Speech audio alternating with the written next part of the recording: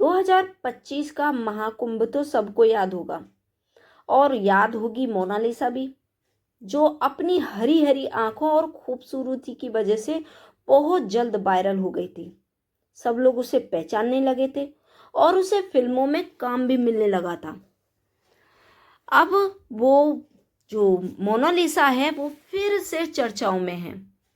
चर्चा उसकी सुंदरता नहीं, बल्कि उसकी शादी है। जी हाँ, उसी मोनालिसा ने शादी कर ली है। अब शादी तो सभी करते हैं, तो उसने भी कर ली, क्या गलत किया। लेकिन जो लड़की महाकुंभ में रुद्राक्ष की माला बेचते हुए वायरल हुई थी, उस लड़की ने एक मुस्लिम लड़के के साथ, फरहान अली के साथ शादी कर ली।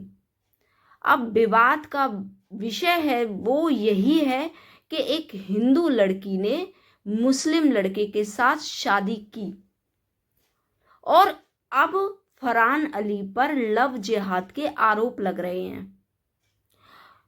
अब यहाँ दिलचस्प बात यह है कि उसकी शादी तय हो चुकी थी और उसके माता पिता ने उसकी शादी तय कर दी थी।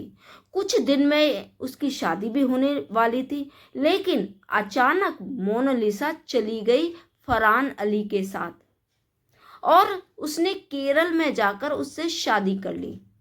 अब ये सालों का प्यार भी नहीं था, दोनों फिल्म सेट पर मिले थे और सिर्फ 6 महीने की मुलाकात के बाद ही मोनालिसा ने इतना बड़ा कदम उठा लिया। जहां वो लड़की कहती थी कि मैं अपनी मम्मी पापा माता पिता की मर्जी के खिलाफ कुछ नहीं करूंगी, वो लड़की इतना बड़ा फैसला ले लेती है सिर्फ 6 महीने में। आखिर इतनी हिम्मत और इतना उसका माइंड डाइवर्ट कैसे हुआ? सोचने वाली बात है। क्या ये लव जिहाद है?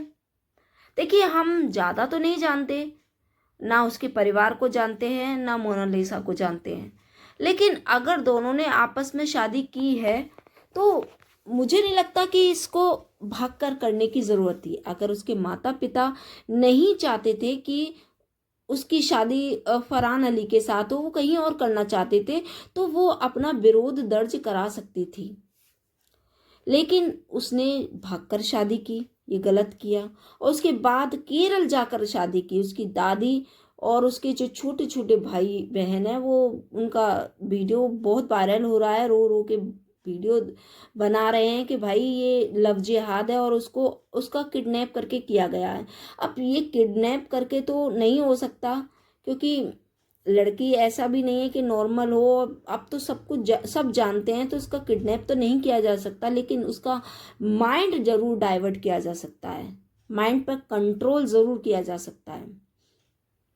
हालांकि उसने जो शादी की है केरल में जाकर, वो हिंदू रीति रिवाज के साथ की है, और पहले रजिस्टर्ड मैरिज की है, उसके बाद हिंदू रीति रिवाज के साथ उसने शादी की है। बीजेपी के कई नेता और धार्मिक नेता ये आरोप लगा रहे हैं कि उसे सीरिया भेजने की तैयारियां चल रही हैं और ये एक लव जिहाद है। अब हकीकत तो समय बताएगा, आगे जाके हमें पता चलेगी, लेकिन अभी जो स्थितियां निकल कर आई है, वहां मुझे तो परिवार और मोनालिसा दोनों की गलती दिखाई दे रही है। उसके माता पिता ने उसके पिता हैं जय सिंह और माँ हैं लता भोसले, उन्होंने थाने जाकर रिपोर्ट कराई है कि उनकी लड़की नाबालिग है। अब अगर नाबालिग लड़की थी तो आप उसकी शादी जबरदस्ती क्यों कर रहे थे? ये तो आपकी भी गलती है, आपको नहीं करना चाहिए था।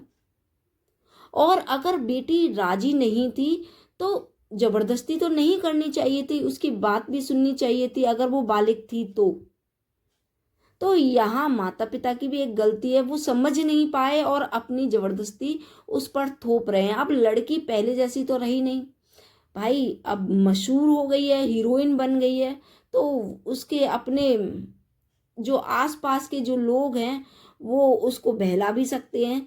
उसको लग सकता है कि भाई मैं अपने फैसले खुद ले सकती हूँ। तो थोड़ा अपने बच्चों के साथ बैठकर बातें करनी चाहिए थी, और ये डिस्कस करना चाहिए था कि अगर वो नहीं करना चाहती तो ठीक है, उसे अवॉइड किया जा सकता था, क्योंकि इतनी बड़ी तो हो नहीं गई थी कि उसका अभी शादी करना ज़रूरी था।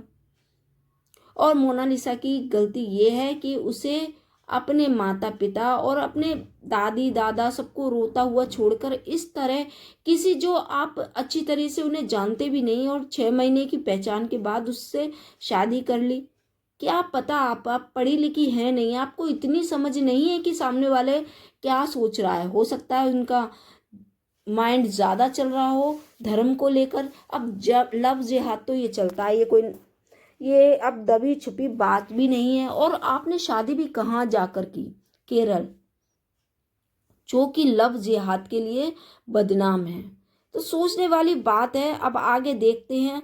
हाल फिलहाल जो अपडेट मिली है उसमें पुलिस ने मुकदमा दर्ज कर लिया है और इस पर जांच और कार्रवाई शुरू कर दी है, जांच की कार्रवाई शुरू कर दी है।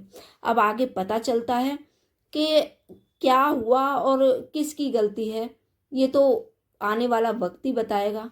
आपको क्या लगता है? आप कमेंट बॉक्स में ज़रूर लिखिएगा, आप क्या सोचते हैं इस सारे मामले को लेकर। आपकी राय की बहुत अहमियत है और आपके जवाब का इंतज़ार मुझे ज़रूर रहेगा।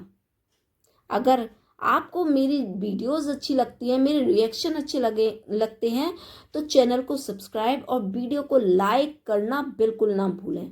अगर हाइप का ऑप्शन आता है तो हाइप भी ज़रूर दें। अब मिलेंगे अगली नई वीडियो में, तब तक थैंक यू वेरी मच। अपना ध्यान रखिए, खुश रहिए, मस्त रहिए।